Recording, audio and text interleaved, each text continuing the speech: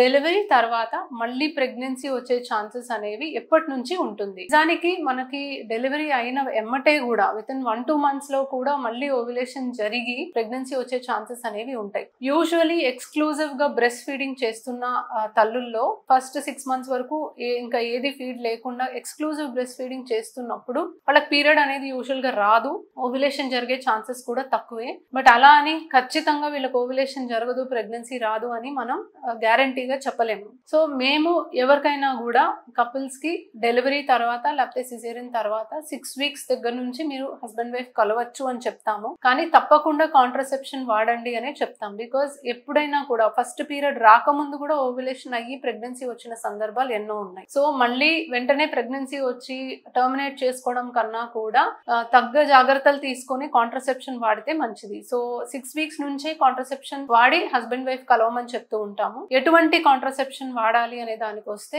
Barrier methods అంటే condoms వాడచ్చు, progesterone pills వాడచ్చు, లేదా మీరు ఐయుసిడి అంటే మన కాపర్టీ లాంటివి కూడా మీరు ముందుకెళ్ళచ్చు.